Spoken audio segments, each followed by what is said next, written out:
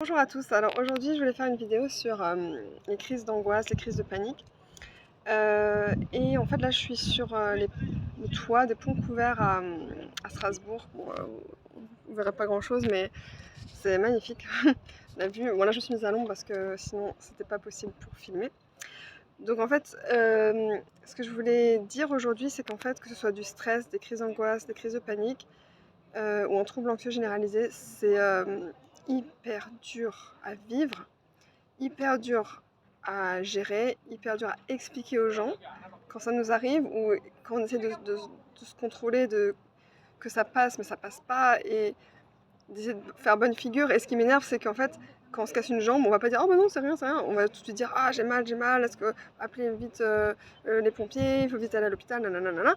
Alors que quand on fait une crise d'angoisse, on nous dit, enfin ça dépend. Il y a des gens qui sont ultra gentils et compatissants, qui vont essayer de nous aider, de nous calmer. Et il y en a d'autres qui vont être là, mais non, mais pense à autre chose, bois de l'eau, enfin je sais pas, je dis n'importe quoi, mais ils comprennent pas que on peut pas le contrôler déjà, et que c'est hyper grave, et quand on fait une crise de panique par exemple, on a vraiment l'impression qu'on est en train de mourir.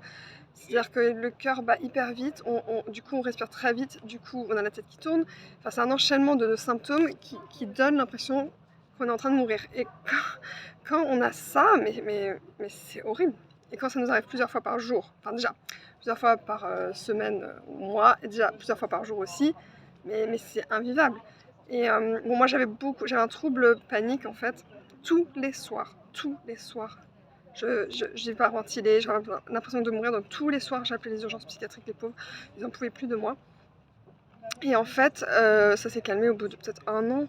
Ça durait très longtemps. Enfin, en tout cas, le truc aussi, c'est que quand on règle tous nos problèmes, à tous les niveaux, que ce soit des problèmes psy ou autres, bah, tout va mieux en fait. Donc du coup, les crises d'angoisse, elles sont parties, le trouble panique, il est parti là. Mais moi, j'ai encore des crises d'angoisse. Et c'est ça que je voulais dire aujourd'hui, c'est qu'en fait, je souffre beaucoup d'anxiété. Je crois que je suis tout le temps anxieuse, tout le temps anxieuse. Et dès qu'une angoisse se termine, il y en a une autre qui vient. Donc ça veut dire que je vais angoisser de quelque chose, il faut trouver une solution. La solution arrive, c'est cool, ça se règle, mais il y a une nouvelle angoisse qui va arriver, d'un nouveau problème, et ça voilà, ça fait comme ça des cercles vicieux tout le temps. C'est invivable. Enfin, non, après, c'est mon booster, donc ça veut dire que grâce aux angoisses, c'est ça que je voulais aussi dire, c'est que bizarrement, c'est presque comme une béquille pour moi, parce que grâce aux angoisses, j'arrive à faire les choses, à avancer, à trouver des solutions. Et donc finalement, je l'ai pris comme une bouée de sauvetage en fait, et ça m'aide. En fait, donc j'ai transformé l'angoisse en quelque chose qui est positif, ça c'est fou.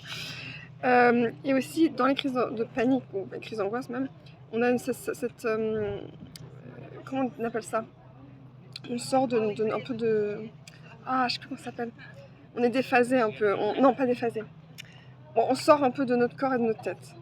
Donc, parce que tellement c'est dur, le corps, l'esprit doit couper, et je sais plus comment ça s'appelle, quand